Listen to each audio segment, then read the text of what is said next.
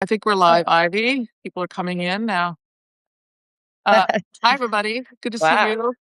You're piling in. I love it. Yeah. Hello. Um, I'm here uh, with Ivy Mearpaul, who is, we met once at the Doc NYC Film Festival last year. But this is the first time we've had a really good conversation. So we're going to hope to have a good conversation. Ivy is the director of a number of movies, most recently the one called Ask E Jean, which is about E Jean Carroll and her lawsuits and trials against Donald Trump for sexual harassment. And it's based in part, on E Jean's book, correct, Ivy? The film? The film is based partly on her book. Well, I wouldn't go that far. I mean, I don't think it's based on her book. It's real. Well, I like to say it's inspired by her writing and her fabulous life. So, but I use, from her audiobooks and for past publications Mhm. so that she narrates the film in her writing voice, as in those instances. So I pull from other books. She has a book that was called "A Dog in Heat is a Hot Dog," and it was a collection of a lot of her advice She's columns, and it's just terrific. And she has her voice is Oh, yeah. I mean, if you wanna read her books, I suggest you listen to them because I listened to her book on the trial, and I went to the trial, and I lived through the trial, and the first one anyway, that Trump didn't go to, the one about sexual harassment. The second one was about money. Um, but her voice, she's such a great narrator. She's so dramatic, and she's such a interesting person, and I think I loved your movie. You really I know E. Jean a little bit, and I met her, and of course, I knew of her in the '80s and '90s in New York City. Everybody did. She was quite, uh, well known. I think in your film, you say she was more well known than Trump at the yeah, time. yes. And I think you really captured her personality, and because it's important to understand it. So, tell me, why did you want to do this film? When did you decide this is something you wanted to tackle? And tell me about that. Sure.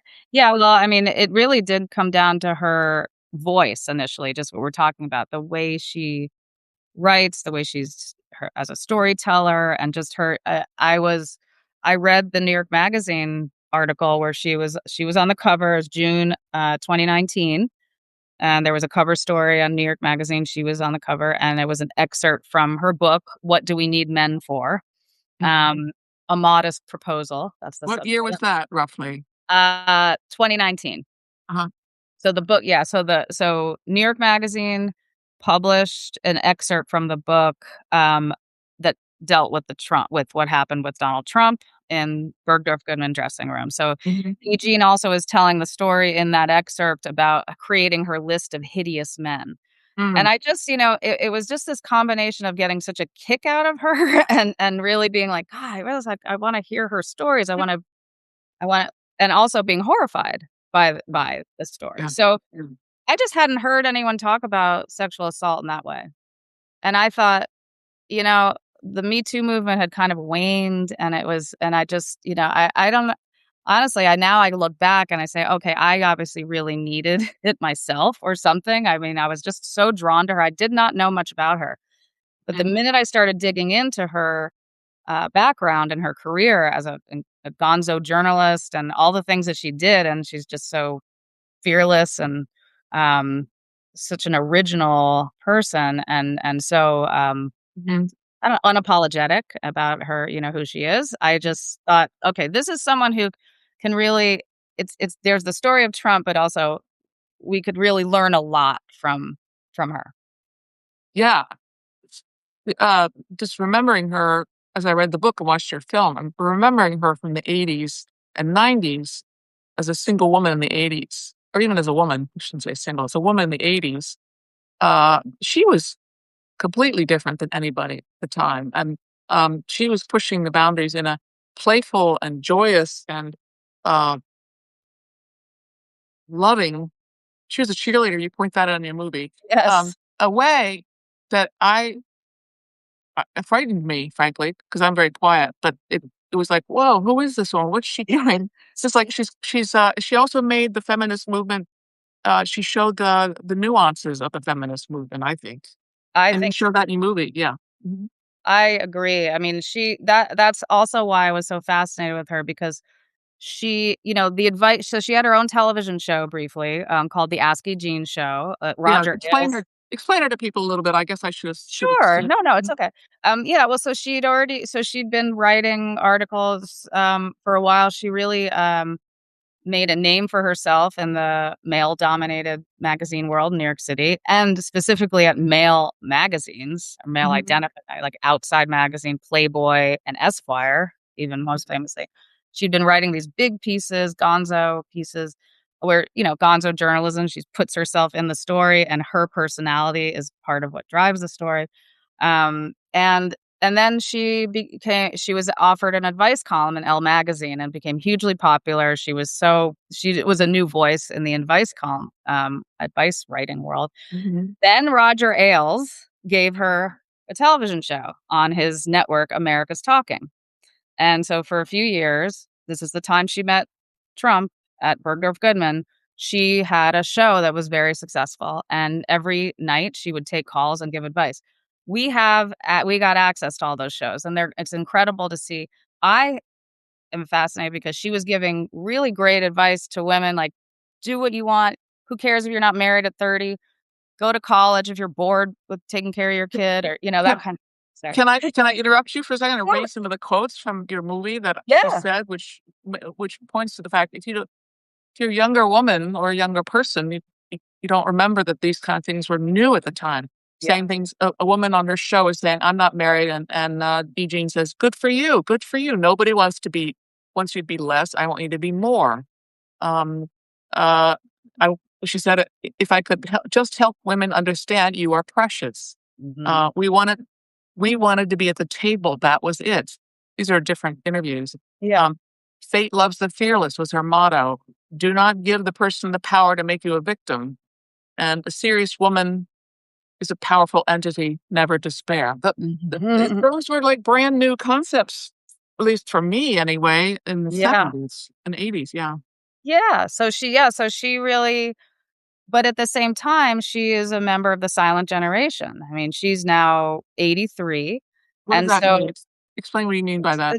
so the silent generation, you would say, is, we don't complain. This is how Eugene would describe it, like, you just don't complain. You don't bring up uncomfortable things. You don't call people out.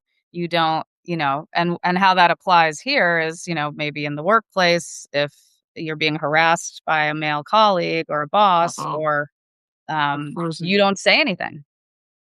You just let it happen, and that's Yeah. she and Lisa Birnbach, and that's the scenes that I have them talking. Lisa Birnbach is one of her best friends, and they're talk about how it's like war stories that we'd shared, and they say, "Hey, this is just what happens to women," Mhm. And and so sit she down and was. shut up. Mhm. Yeah, that's right. Yeah. So she was. So what's fascinating is that some of the advice she gives on her show, she couldn't take herself. That's Yeah, that's And so interesting. that shows how deep, these things go. And I I know, mean, and tell me how, what what changed for her in around 2019, I guess, right, when she wrote that list sure, of men, terrible men, and the hideous, why did hideous she come men out? list. Yeah. Well, What E. Jean was inspired by the Me Too movement. Mhm. She was going along, living her life, writing, and so the original conceit of that book was, "What do we need men for?" She was driving across the country and stopping in towns named after women and posing this question to people as like and just seeing what would happen. As she was doing that, the Harvey Weinstein stories were breaking. The Mm, Me Too movement was breaking across the country, and she describes it as she would pull over to the side of the road because she had the newspaper in her hand, and she would just riveted and yeah. moved by it. So Mm, that book she ended up starting to write her own list of hideous men. mhm. In part also because she said her readers at the advice column were starting to write to her and saying, "E Jean, this has happened to me. I've been raped. I've been sexually assaulted. What do I do? Should I come forward with my stories?" And so E Jean started to really feel that she had suppressed her own, including there's a list of hideous men, but Donald Trump is, possibly the most hideous. And so she wrote this list just as a, as a writer needing to deal with this for herself. And then she also talks about being as inspired by the act of journalism, Jodi Cantor and Megan Twohey from the New York Times, like this women, just Yeah. persisting and saying, this is a story and we're going to keep going till we uncover it. And that's so Eugene too, Yeah. just like, don't give up. So it's a really interesting, she was inspired by the younger women and she was kind of like, "Whoa, this is what happens when you speak up and how, what it can do." And so I'm inspired at it, she was 75 when she decided to do that. Mm. That's it's it takes a lot of guts to shift gears like that. Yeah, Um, yeah. she said, where is it? I lost. Oh, well, you start the film. I think it's really interesting the way you start the film. Um, and you ask the narrator. I don't remember who asks her this. Maybe it's the lawyer. I don't remember why are you doing this now? And she says, "Oh no, she was interviewed for a pretrial interview. What do they call It was a those? deposition. It was Deposition." her. And Yes. and she says, "Because he called me a liar and I couldn't let that stand." Yeah. So, Yeah. right? Yes. So that Mhm. that moment, and that's Alina Habba talking to her, Trump's attorney. And yeah, Alina Habba, it's such a revealing question too. Like, if you didn't want to get dragged through the mud, why would you make an accusation Yeah, basically against Donald Trump? It's like right, just admitting right there that right. he's gonna drag you through the mud. So, Mm. and that's what she says. So she was never going to sue. She had no, and she wasn't talking to lawyers. She's Mhm. a writer. She wrote it. She put it out there. Of course, she knew that it was gonna be a big deal. But remember, Trump had already been accused by 26 other women for very 26. 26 other women before her story came out. So so she wasn't gonna sue, but then he's from the White House lawn calling her a whack job and a political operative and, ugly and not my type and all that, and she just, like, she couldn't take it. And Yeah, she, was put together, introduced to Robbie Kaplan, and a match made in heaven there. yeah. Oh, what a team. Yeah, The lawyer who, got gay marriage, right? To be exactly. law, right. Yes, yes. Um, I love the part I bring this up because 'cause I'm in the humor business, as is E. Jean, and she's a very funny writer and funny person, but, Mhm. very serious too. But and I was in the trial listening to this, and it was kind of fascinating because, um, she describes how when she ran into Donald Trump at the big doorway downstairs at the Bergdorf Goodman, and she knows who he is, and he knows who she is, and he wants her to give her advice on, buying a gift for a woman. And they go in and they're bantering. She calls it bantering. They're sort of Mhm. flirting. They're just sort of playing with each other, which I know, the trial led up to the fact that that's how E. Jean is, and Donald Trump was sort of like that too. So they're Mhm. just she considered herself equals with Trump doing this fun game of looking for a gift for a woman, and they end up, um, in the, in a dressing room, Yeah. and he assaults her, and she laughs, and I remember when she admits that, and you're thinking, "Why are you laughing? Why are you even Yes. admitting that?" Of course, it's the truth. I Yes. understand why. She wanted to continue the banter, and she wanted to make it just fun, but it certainly wasn't fun at that point. That's Um, right. And it's such an important point because women are not allowed to say that they were laughing, but it's not uncommon as a defense when right, you're with someone and all of a sudden it turns and you think it's fun and funny and you're trying to, like, as she says, take any eroticism out of it or take, just like, or wherever he was going with, and she just didn't, that was her way, and it makes a lot of sense. yeah, does to me. Tried to disarm him by laughing at the That's situation. right. Yeah, Like, "Isn't which this still funny? We're not this isn't really happening, right? This is still I funny." And uh anyway, uh, what else do I have to ask you? That it's just so fascinating, and I feel so how tell me a little bit, um, how you decided to structure the film, because I think you do a beautiful job of telling the story of the assault, but also telling us who E Jean is and, the yeah. complicated nature of feminism over 30 years.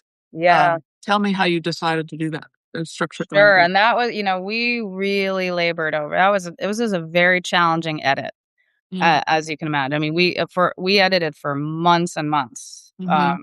over a year, well over a year, and it was very hard because I think that you had this looming thing of, the Trump story.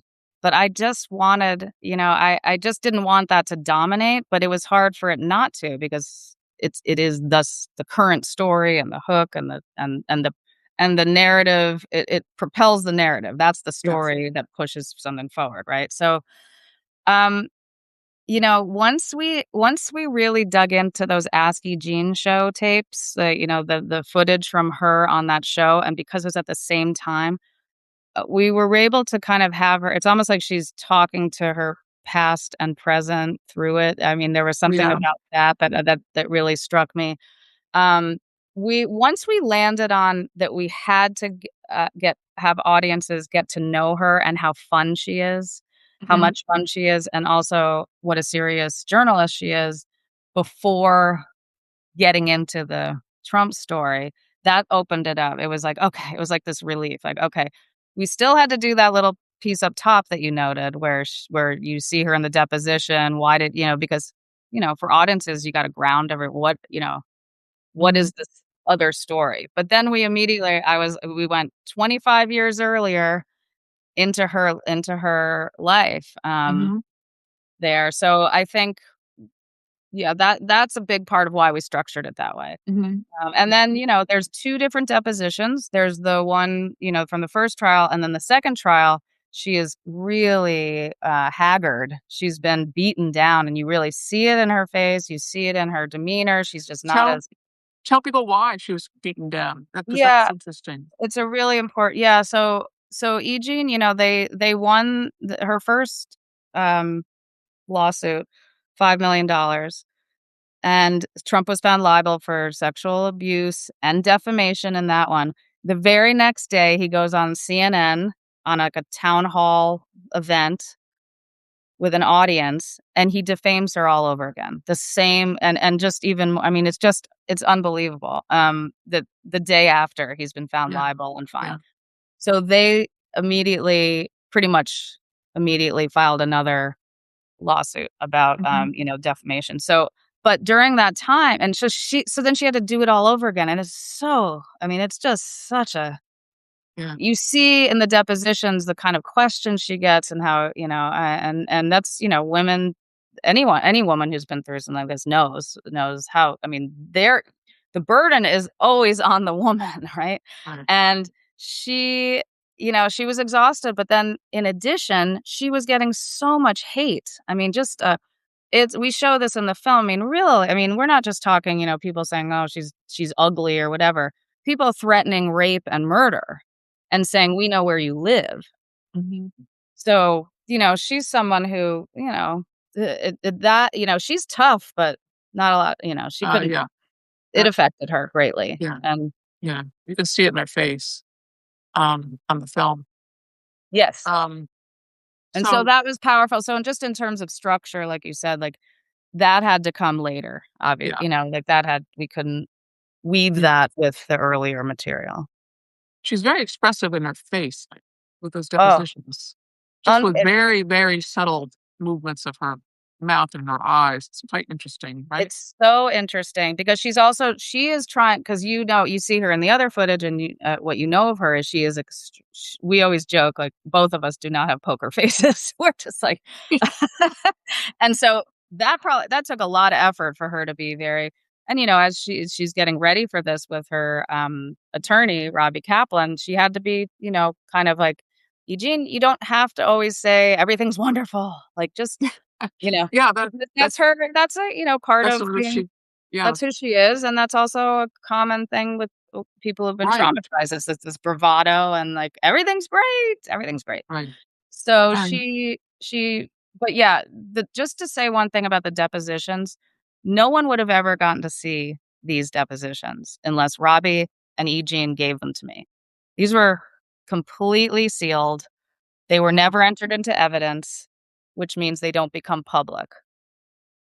I Was that it difficult, or they owned them so they they could give them to you? by then they were trusting me with her literally with her life and with telling her life story, and I am eternally grateful because this is such a powerful It thing is. to be able to be with E Jean and have her looking directly into the camera and at you and the Right. audience. Um, And and some of those questions that she was asked, I did end up hearing in the courtroom, and you did too because you were there. Some of these questions oh, that Tacopino and what's her name? Alina Haba, Helena who Haba, she yeah. always calls in her book, what she call I forget, she has a funny name for her. Um, just ridiculous questions. Not so bad. I mean, not so bad as, like, "What were you wearing?" But they did ask that question, "What were you Oh, wearing?" Yeah, oh yeah. Well, I we show in the deposition they ask, all of that. Were you wearing underwear? Were you this? Yeah. yeah. And also, just speaking of clothing, it was interesting to see in your film how, E. Jean is at the time was 75 or whatever, 76, as you said, and as they were preparing to go to trial, they realized, and this is hard to say, but they realized that she had to change her hair, make herself look similar to what she looked like when she was, assaulted by Trump, because Yes. nobody would, to quote her, nobody's an 80-year-old woman is not fuckable. So she had to dress and do her hair. She had the same makeup woman come do Yeah. her face, for the Yes. trial. So, awesome.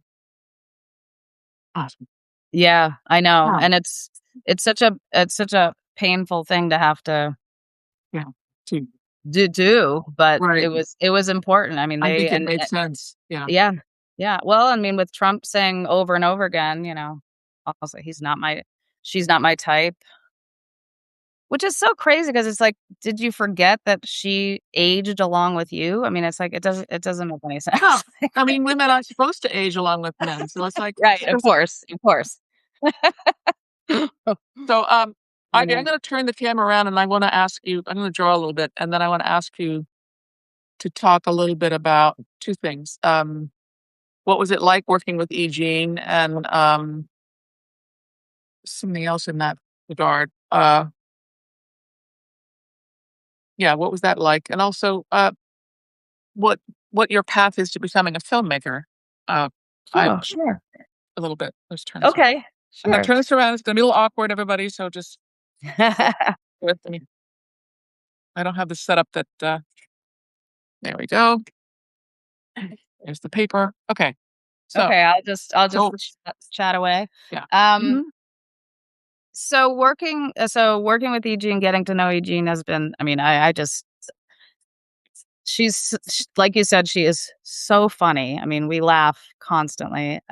She is, she really is a true eccentric in just the way she lives her life, and she's Mhm. just, she calls her home the hovel.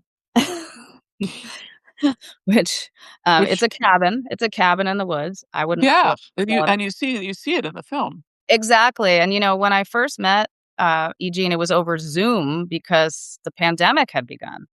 So, this was all new to me also, but in behind her, I could see this, like, colorful background and all these, interesting things behind her in her house, and I was so intrigued, including on her mantle, she's painted all the stones different colors, but she painted this quote from Thackeray that says, I'm gonna get it wrong. No, it says, "Never angry, always amused." Oh, that's great. And it was perfect, and, so I just was instantly I just love her, she's got, um so many wonderful stories. I mean, we could have made a series, in this film. I mean, I didn't even get to use fraction of the incredible Yeah. material. I mean, I was able to go into her storage unit with her, and pull some things out, and, I just it was an Yeah. amazing, look at this fantastic life, so, and then so I guess your other question is Yeah. my, oh, how I got into this crazy biz. You were a journalist as well, weren't you, beforehand? I You were a mean, journalist. I had a brief stint of trying to make it as a freelance journalist, and I wrote a few articles and things, but I actually worked in, politics for a bunch of years when I was right out of college. I worked for a congressman, wonderful guy, on Capitol. I was a Hill staffer when Congress seemed to function, and it was thrilling. I missed creative work, and I had stories I wanted to tell, and one story that was really weighing on me was a family story of my family. Mhm. My grandparents were Ethel and Julius Rosenberg, Mhm. who, for those on this Substack who don't know, and many people don't anymore, but they were executed by the US government in 1953. They were accused of conspiracy to commit espionage. This was the height of the Red Scare, Mhm. and my father, and my uncle were orphaned at age 10 and 6 because Wow. they were executed. It's just, and the reason my last name is Mirapole is because a couple named Abel and Ann, Mirapole adopted them. They didn't even know the Rosenbergs, and so I went on this quest to I started it was like I wanted to know, I wanted to humanize my grandparents, and I wanted to tell the story even more from my father's point of view, and I asked him a lot of questions, Uh-huh. and I knew that there were, people still alive at the time who knew them, who may not be around much longer and would maybe only talk to me. Yeah. So it became a documentary, even though I hadn't thought of being a documentary filmmaker, if that makes sense. Yeah. Because I wanted those people telling their stories. I wanted to meet them. And then I knew there was incredible archival footage out there of my father and uncle visiting their parents in Sing Sing and things like that. So I just set out and made that film and fell in love with the medium. I, I watched that film, it's very powerful, and uh, I watched the E Jean Carroll film again the other night after having watched your what is the name of your grandparents' film again? Oh, Heir to an Execution. Heir Sorry, to an I should Execution. have said that. That's Yeah. okay. And what That's struck me still because I on was HBO if people are interested. oh, It's yeah, still I streaming, yeah. recommend it, but, what struck me about the 2 films is they both deal with complicated social issues that, aren't clear cut. Like, I knew Mm, about the Rosenbergs, but, to be honest with you, I hadn't really followed up, like, what happened and what was the final. I followed it in the mm, news over the past 10 years, like, oh, something came out, but I didn't really dig deep into it. So I knew I didn't like, were they guilty? Were they not guilty? Like, what is the nuance there? And your I film know. lays that out beautiful. It's like, well, yes and no. So, Yeah, um, exactly. and then you talk about the family dynamics and then, and the passion of 2 people that were, um, involved in a cause and in Yeah, love with each other. And I think it was just so, nicely done the way you handled the nuance of that time. thank you. Yeah. Yeah, I think I'm really, I am drawn to, like, I don't, it was always, I mean, it sounds trite, but it's like, my grandparents in particular are always kind of identified as either, ultimate evil or pure innocent martyrs that people revered and you Yeah. could say no wrong about them. And I just, I was like, they're human beings lie somewhere in the middle. That's Right. Exactly. that's not like they're not perfect. There's people who would say, if you wanna spy, don't have children. But, it's so, So I guess that's a good and rule. yeah. But So we did discover that my grandfather Julius had been involved in some, like, kind of lower level espionage activities or attempts to, yeah. but, they were, scapegoated, and then Roy Cohn was the assistant prosecutor, Oh, right. which, um, led me to make a film many, many years later, which incidentally is my Roy Cohn film is the film that E Jean says really hooked her on me, that she was like, Oh, "Oh, okay, I think I great. can." Yeah. Well, She I have to watch that. I haven't watched that yet. she was saying no to a lot of filmmakers were coming to her after that piece in New York Magazine that I mentioned, and she was saying no to everybody, and in the inimitable E Jean way, she said, "I'd rather eat my shoe." Then have a documentary done about me. Yes, exactly. Um, wow. Yeah, But so she spent some time learning to be comfortable with you, yeah, and we got to know before. each other, yeah, she watched the Roy Cohn, she watched Heir to an Execution, and I think now she likes to joke. I watched a Roy Cohn, and I knew that Ivy Meeropol is not afraid of Donald Trump. It's like Yeah.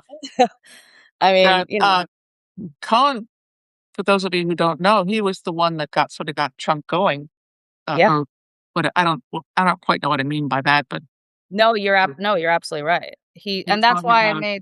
That's why I made the film. I didn't wanna revisit my family story, believe me, it had been years, and I was like, I wanna do other things. I have a lot of stories I wanna tell." But it kinda kept bothering me that no one had ever made a film about Roy Cohn because he's so fascinating and so I mean, like, and touched so many things. So when Trump was first elected, I woke up that next morning devastated, like so many of us, and completely freaked out, and I said, "I gotta make a film about Roy Cohn so people can see that he is a direct line to Trump." And so the Mhm, film is a lot about that, mhm, his relationship with Trump. mhm, mhm. Um, so Yeah, who they were friends or they were connected. I don't well, think they were both friends he early was on. Cohn was his lawyer, he was his attorney.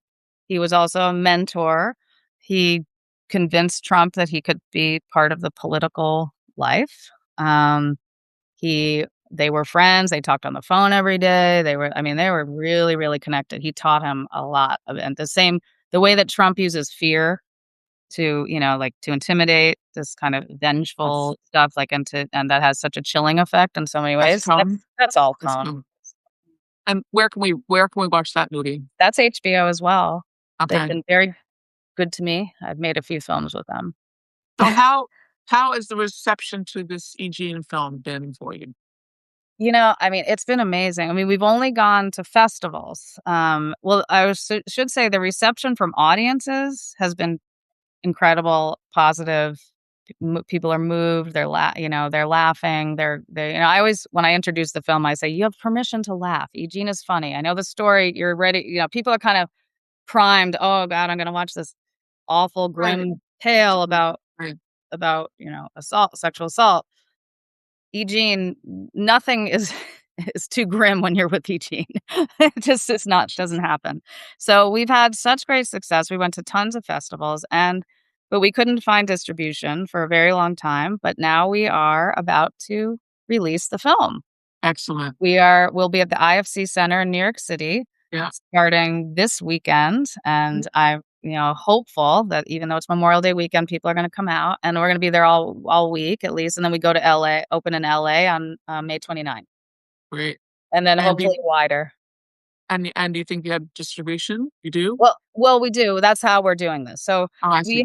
We didn't have any, offers, and then we partnered with Abramarama, which is an independent distribution company. They're amazing. They're booking the theaters, they're doing the rollout.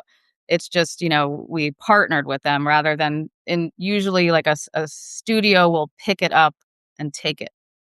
Um, and that didn't happen. For, A lot of films are having this problem too. So well, it's not, yeah, it's a new world now for yeah. documentarians, but it's also your film is a, for large companies like streamers, it's probably, I don't know what the word is. They're frightened of it. Yeah, they are frightened of it. Yeah, a liability. That's The horrible. Anyway, No, it is horrible. We're talking about a film that's yeah, I didn't break any news either, by the way. Like, it was right, adjudicated. 2 juries found him right, liable. right, I didn't make right. that. I didn't, like, discover that or report, it's a fact. It's what happened. And then I tell Eugene's story, which is all based in facts, but no. Mhm. Mm. Well, You did a great job. I loved the movie, and I think everybody should go see it if they can in New York this weekend. This And weekend start yeah, IFC Center, and there's numerous shows a day, a couple a day and evening, and all weekend I'll be there doing Q&As. great. I'll be there on Wednesday. I think it's Wednesday. Oh, Thursday. I'll be there on Thursday. Oh, good. I'll see you Okay, there. Yeah. great. Well, anything else I haven't mentioned that you want to add to this? Something Um, I didn't ask? no, I mean, I've been thinking a lot about about the timing of this film coming out because it took me 6 years. Wow. I made a whole other film in the middle because I had to make a living. So, um, I mean, so I was stopped and started because of the trials and, a lot of issues and just hard to raise the money. Yeah. I was, I had to, rely on donations and investors in this film, individuals Mm, with, who people who have the money and are brave and wanted to support it. So that takes a much longer time than having, one budget come. So right. I guess I wanna say I just am feeling very much like this is the right time because it's a story that we all need and because of the joyousness that she brings to it too. We are just in such with the Epstein files and the story of, Giselle Pelicot in France and, I've Dolores Huertas with Cesar Chavez. It's just like relentless. What the hell is wrong with men? By the way. Um, but seriously, I just am so I had many moments along the way where I was felt like, "Oh, I gotta get this film out now. We gotta get this film out now. We gotta film this now." And now it's coming out, and I see audiences just it's a communal experience forming Mhm, this film together, mhm. You're laughing and then you're just really moved and it's powerful. So I guess I just wanna say that I'm Yeah, feeling like I just want E Jean's story to, break out past the headlines or however people are characterizing her or disbelieving or whatever. You can't watch this film and walk away and not believe her, yeah. but also what I want is for people to understand her. Mhm. And understand what many women go through. Exactly. I think if you can see this movie in a theater, to your point, it's just such a great thing to see with other people because it she's funny, but she's also persistent and dogged Yes. and she wins. So, Yes. Good point. I mean, it's a you can she shows you can stand up to the bullies and yeah, you can win. It's yeah. not easy. She doesn't recommend it to everybody, Right. Yeah, but what we can do together too, yeah, yeah. Okay. Well, that was fantastic. Thank you, Ivy. Aw, thank you. Great to I see talk with all you. your people. Hi, everybody Yeah, there. a lot of people. Thank you guys for coming. And, Yes, I appreciate it. yeah, I highly recommend the movie, and, Oh, you know what? I'll just say people can go to our website if okay, people are all over and not in New York or LA and find out where else we're gonna be. It's www.askejeanfilm.com. So you okay, can check out our screenings, you can watch our trailer, find out more information, and great, great, wonderful. thank Thanks you. very much, Ivy. Thank you. Have a good, launch. Thank Enjoy you, it. but I'll see you Okay. Thursday. Yeah, great. Bye. Excellent. Bye-bye. Thanks. Bye. Bye.